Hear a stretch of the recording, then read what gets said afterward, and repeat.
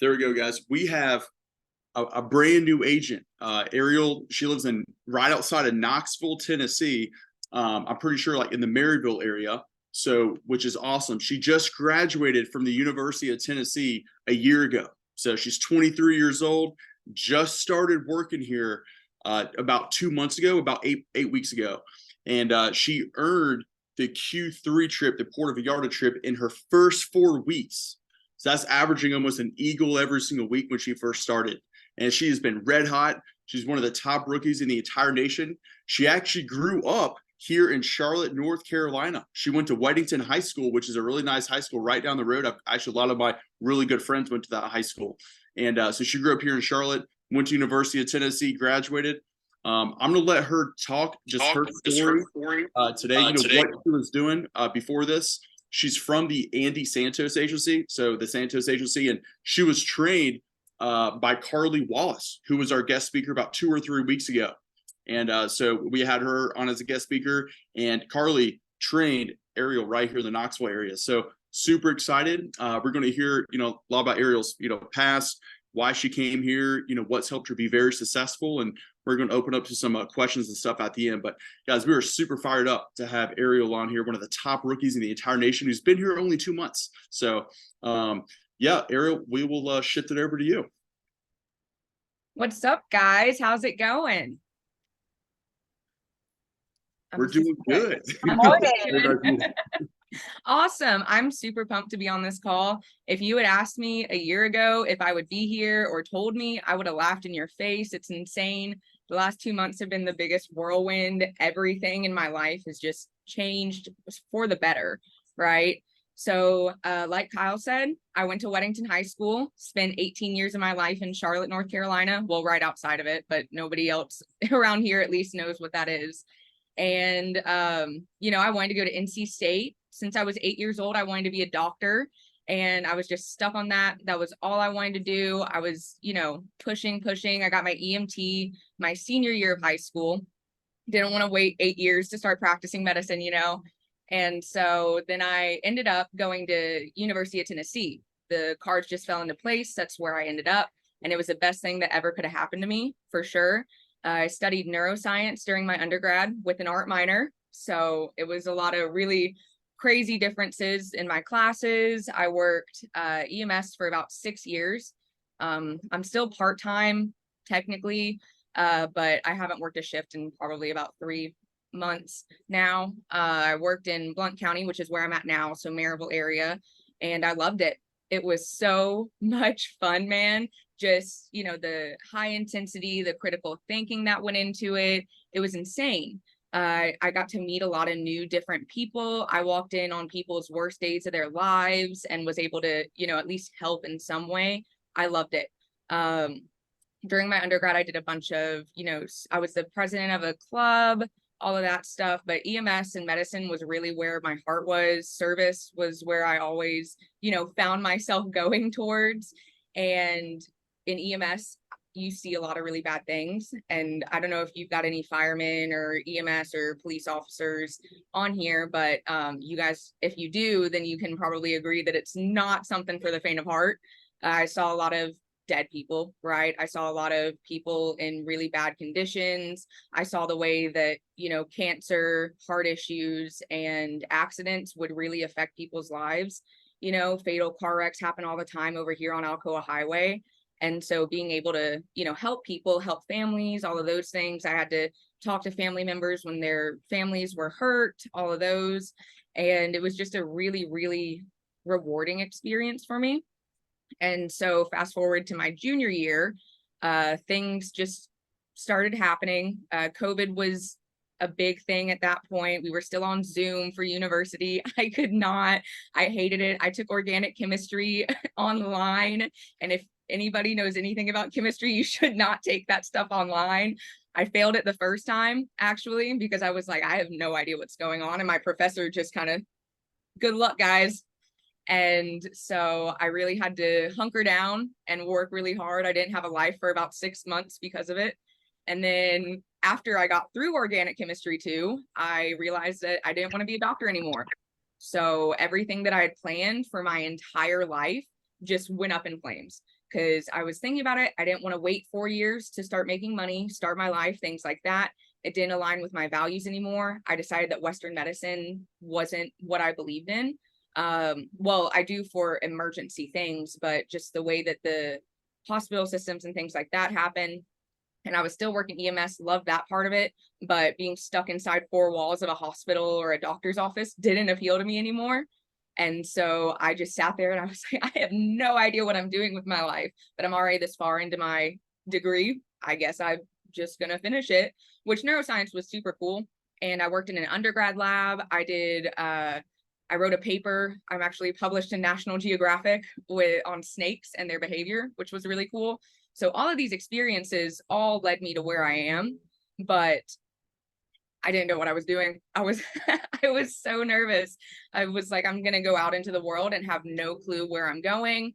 I graduated, I started applying for different jobs, just random ones, and then decided, you know what, I love EMS. Maybe that's what my calling is. I went full time, did full-time EMS for about a year. I was working full-time hours while I was part-time in undergrad, but I went full-time, just, had a specific shift, had all of those things. I was working over 100 hours a week, so that was exhausting. I'm definitely not not new to the grind or anything like that. But then my partner had changed, and at that point my goal was PA school, and I wasn't excited about it at all. It just felt like the right choice. I was, here I am. I wanted to go to med school. So I guess PA school is the step down. It's not going to take as long. I'll still make good money, all of those things. I didn't really even want to do it, but it just felt like what I should have done. And I was still working EMS. I thought about medic school. I actually went and got my EMT advanced during that time. And I ended up with this partner who was negligent and mean and made my life just horrible. I hated going into work. My overtime shifts I really enjoyed because I got to work with different people, but I hated going into work. I was making $12 an hour to hate my life, essentially, and it sucked. And I prayed about it and prayed about it, and then it came to a head where me reporting my partner and stuff like that ended up with me leaving EMS at that time. And then it was really a culture shock because I was like, I'm 23, just graduated, I'm jobless. What am I doing with my life? I had this whole mental breakdown. That's just kind of what happens, right? And so I started applying to jobs, just everything. I went on Indeed and I was like, that sounds fun. That sounds fun.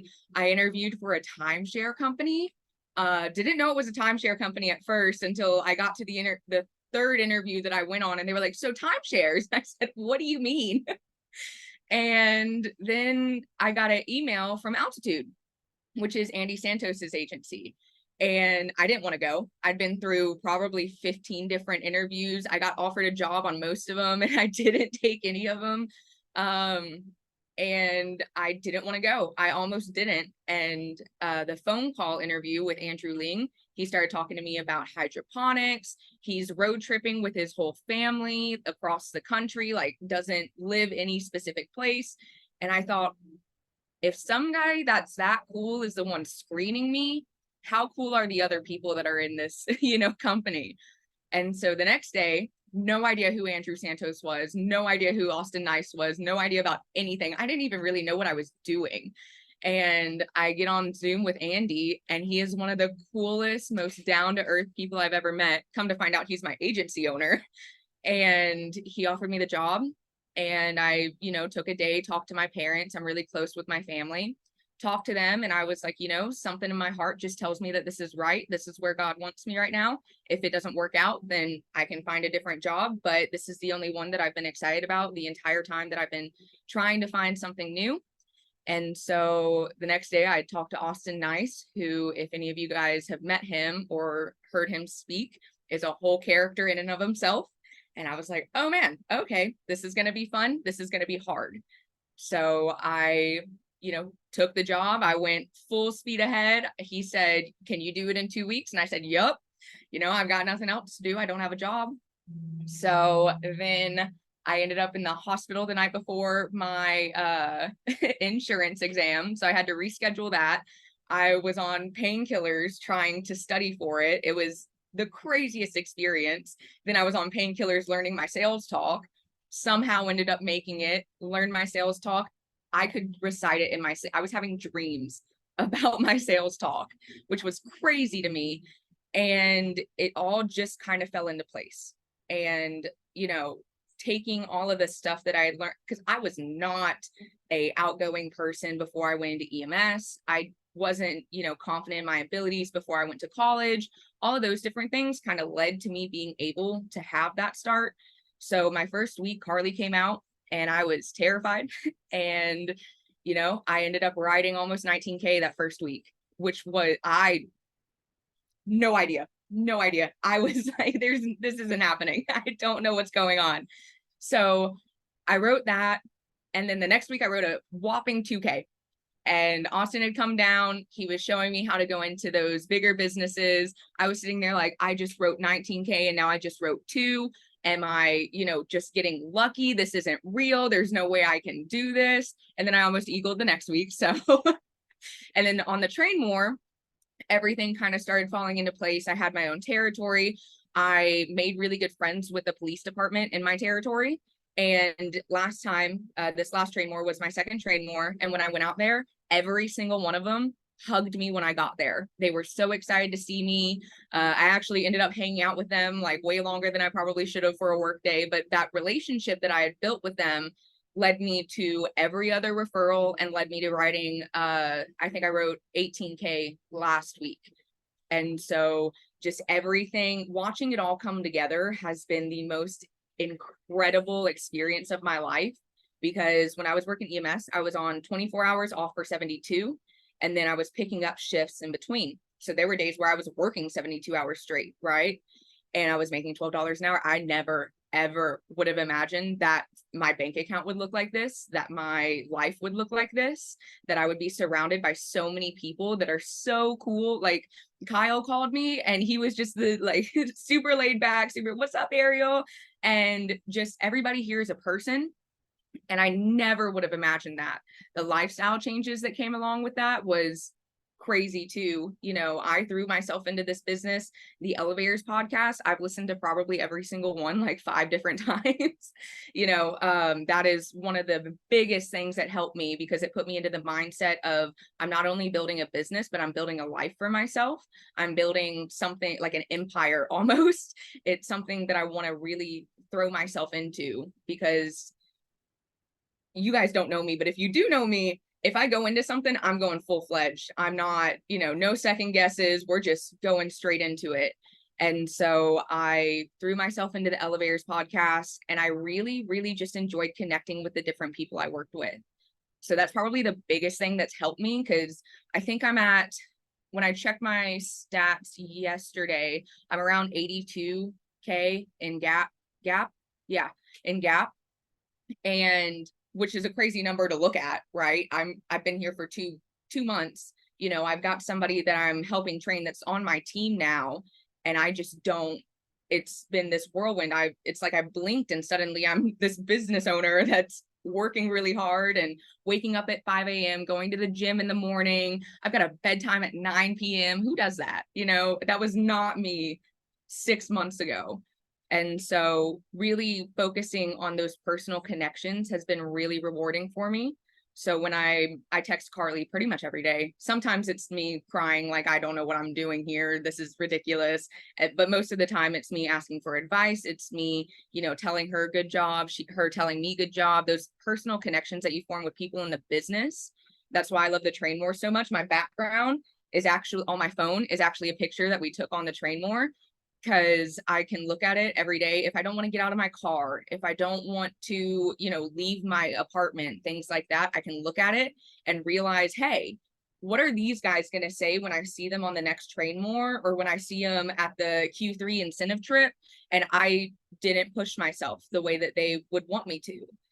And outside of that, I think that when you're going into business, because the 3 weeks between this last Train More and the first one that I went on sucked. It was very humbling for me. I was like, I don't know what I'm doing. Was this all a dream? Am I actually good at this, or was I just getting lucky? You know, when you're really successful in your first month, it's kind of hard to take it for I worked really hard and this is something I'm really good at. And then when I went on this last train more, it snapped and I said, oh, I'm actually really good at this, because all of it was pretty much all of it was cold calls and that police department that I became friends with. And so that's one thing that I kind of want to tell you guys about is the first 2 days of that train more, I cried. I was an hour and a half away from our hotel and I cried the whole way home because I didn't make a single sell. I was like, I wrote 26K on my last train more. Why can't I do it now? Why is this so hard? And I sat down with Carly and we talked about why we were here and why it is that we do what we do. And going back to that service-based mindset, when you do that, the money will come, the sales will come.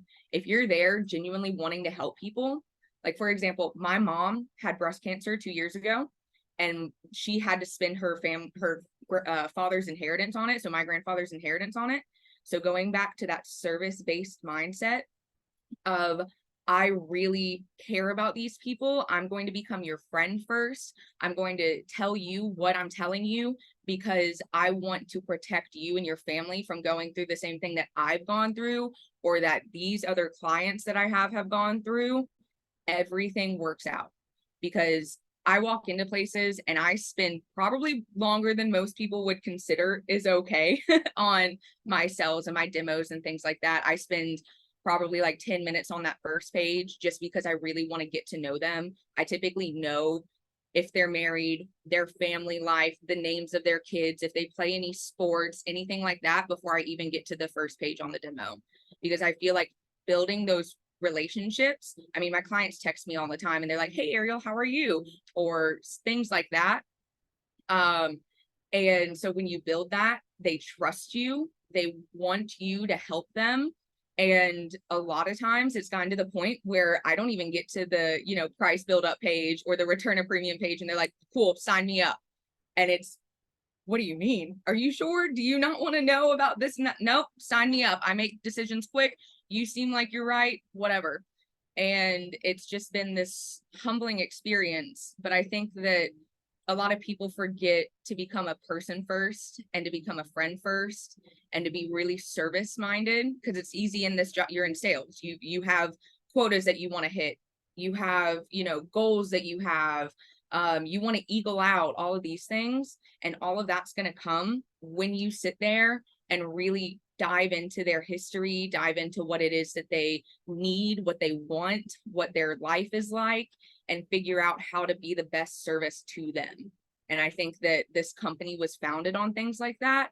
And if you just kind of take a step back and remember all of those things, everything else starts to fall into place. It's like insane to watch, because after those 2 days last train more where I was like, I can't do this, there's something wrong.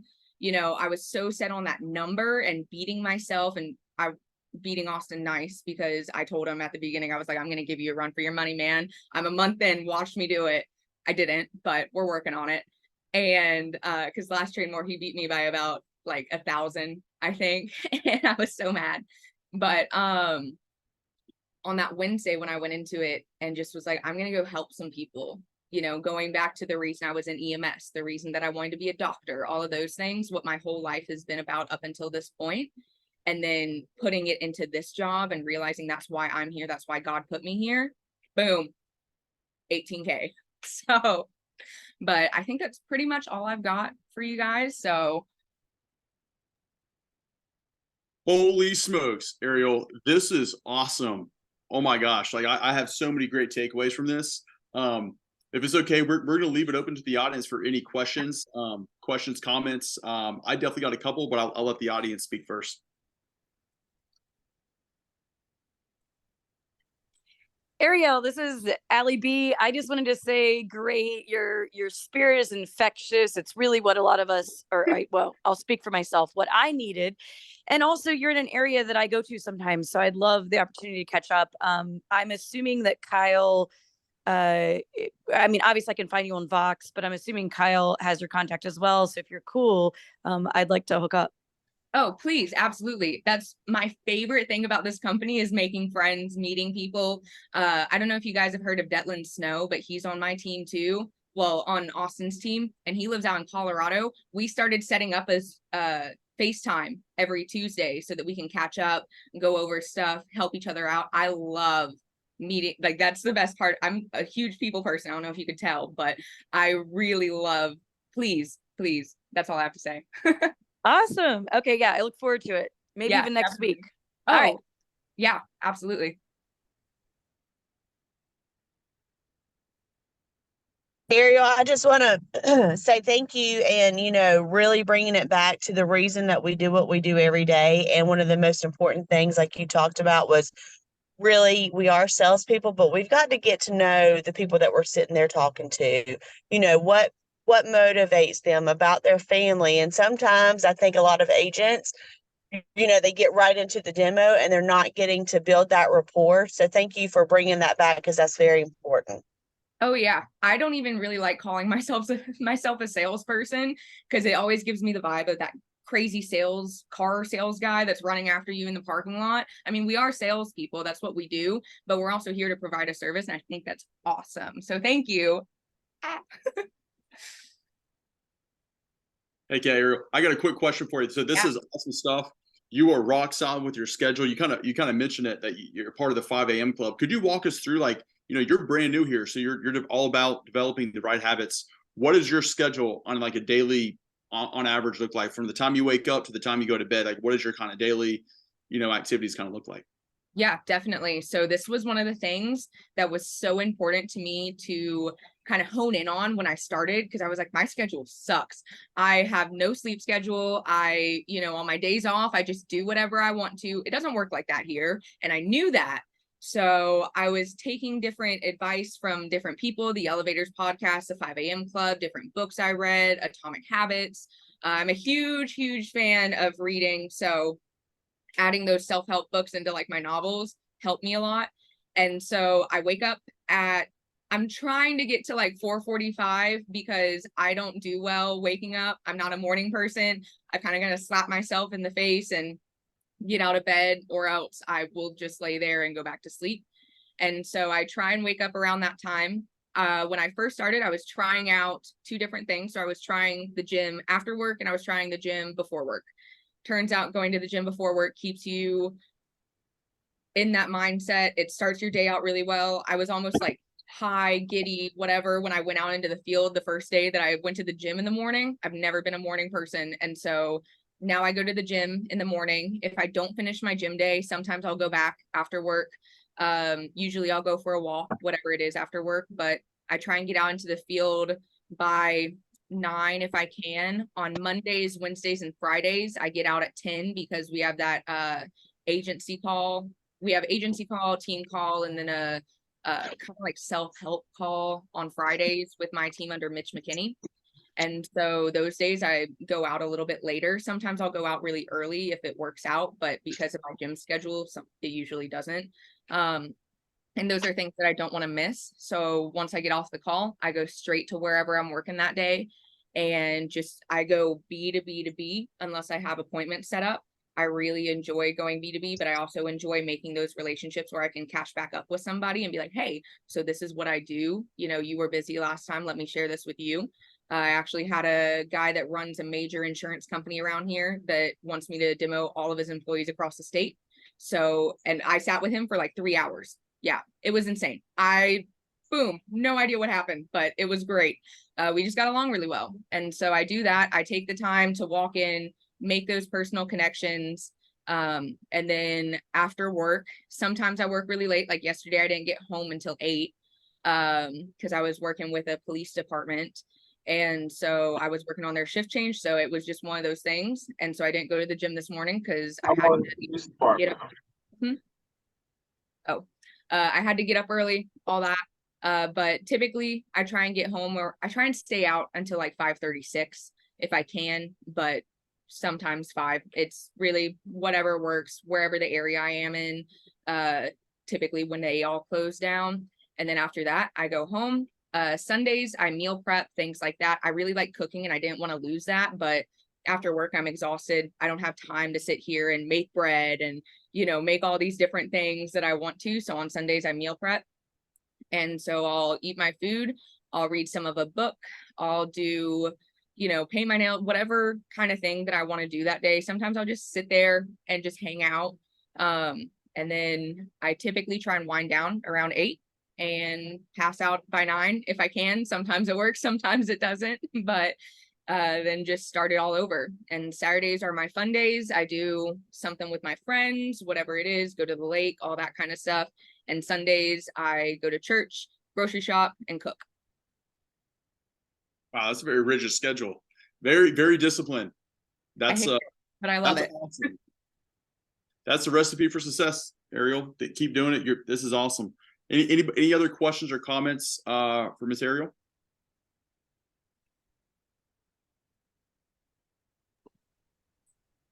I have a question. Ariel, what's your favorite combo policy to sell that you sell the most often? I sell accident policies the most often immediately. I'm out. Actually, I need new brochures and they haven't come in yet. I'm out of accident brochures except for like 3 of them. People that for whatever reason, so I have a lot of police departments, a lot of fire departments, things like that. They're higher risk for accidents. And then so they always just, for whatever reason, the accident one is the one that just hammers in. I've become really good at the accident demo. And then that usually couples with the ICU. I'm usually on elite. Sometimes I end up with a preferred, and every once in a while a base or a standard. It's just one of those things that I don't know why, but they like it. Lately though, I've had a whole bunch of heart policies that I've sold. It's just, it comes in waves, I guess. Okay, thanks. I was curious if you were selling more combos or accident or what. Thanks. Yeah, so sometimes I do get a lead across the boards and stuff. Austin Nice has been super helpful with me figuring out how to do that, especially with business owners. So if you're interested in figuring that whole thing out, his podcast on Elevator's podcast, crazy. And he'll tell you the exact, if you ask him in person, he'll literally just reiterate what he said on there. That's awesome. I'm so glad, Ariel, that you referenced Elevator's podcast and that you've listened to every episode. You said about 5 times. Oh, That's why your skill level now, even 2 months in, is super high. You sold 19K and you were upset about that, right? Because your skill level is so high right now. You had no insurance experience before this. You were a neuroscience, major in college, and you were a paramedic before this, EMT, and now you're doing this. But your skill set on, honing your skills. You've read the 5 a.m. Club and the Atomic Habits. Like, those are 2 of my top 5 books. Like, those are Hall of Famer books right there, right? So just, you've already read those and you've not even been here for 2 months.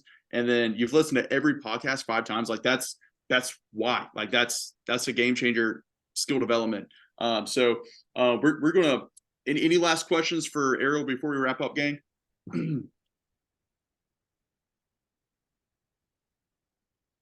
I am so fired up. Guys, we're going to close out the call. Ariel, this is awesome. Let's give Ariel a round of applause. This was Call of the Year. So thank you, Ariel.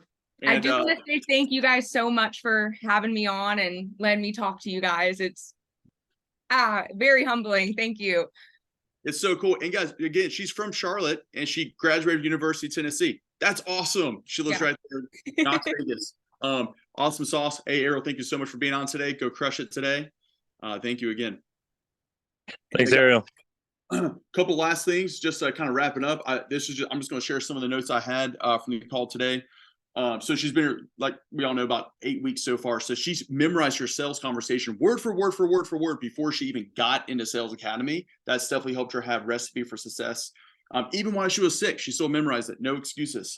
She fully plunged herself forward into the career. Head first, don't think, just go. And just massive activity in the very front end. She's been waking up. She said she had a bad sleep schedule before here, but she understood that here she's a business owner. And if you're a business owner, you got to do things that are uncomfortable. And she's been waking up at 5 a.m. That's a massive game changer. I think her trainer, Carly, said the same thing a few weeks ago when she talked that she's part of the 5 a.m. Club too. That's powerful. That book, The 5 a.m. Club by Robin Sharma, best book of all time. So Read that book if you haven't. That's really good. She's sold 82,000 a premium in 8 weeks. That's averaging like, between 8 to 9K per week. That's pretty powerful. Or that's averaging about an eagle per week since she's been here. So that is rock solid. She's a business owner. She has a mindset, even though she's only 23 years old. She's a business owner, and that's in her brain, her DNA. And she's got to take ownership of her business, and she 100% has. She packs her lunch on Sunday, preps her meals for the entire week on Sunday, which is awesome. That way she can eat a healthy lunch during the course of the day. She makes her why is huge. If she ever feels unmotivated, whatever it may be, we all feel like that. We all have emotions. She remembers her why, and she reaches out to her coaches. She's done a great job reaching out to Carly and Austin, her 2 trainers, and making sure she's always talking to them, whether it's, venting or just, getting some advice from them. And that's kept her fully engaged into the business. And she's competitive. She's competing against the top agents in her agency. And that is awesome. So guys, she is just doing a lot of things right. Ariel, thank you so much. There's a lot of other notes. She's been a student of the game, the Elevators podcast with her sales conversation. She has that why. And what Brandy said earlier, what she reiterated, is that she's a person before she talks about the products that we have. She gets to know Mr. and Mrs. Jones very well, where they're from, their family, if they're married, how many kids, sports, just things about the person before she dives into the iPad. And that is just such a game changer. Really building that need and that rapport and that trust before you talk about the products is really going to help you protect more families and just feel really good about what you're doing. She's not just selling insurance, she's developing relationships. That way, when she protects that person, whether they buy or don't buy, they're going to want her to talk to her, their coworkers and their friends and family, because the way that she treats people and she's just being herself. Okay, so this is awesome. She's got a very service-minded approach when she goes into a business, and she's really good at just diving into the people's needs. So this was awesome. And she works till about 5:30 or 6 each day, and she is up and at it. She's on her calls every single morning, and she doesn't miss a call, it sounds like, which is awesome. She's very engaged on all the team calls. And right after the team calls, she is hitting it B2B to B2B and really building an empire for herself. I like the word empire that you used. That is awesome because you are building an empire. And she's already got a team. She's been here for 2 months. She's already out training. So she's going to go up the career track, field director, the next level up. She's moving and grooving. So Ariel, can't wait to meet you in Mexico here in a couple months, and have a blessed day. And we'll see you guys all tomorrow morning at 8 a.m. Thanks, guys. Thanks, Kyle. Thanks, Ariel.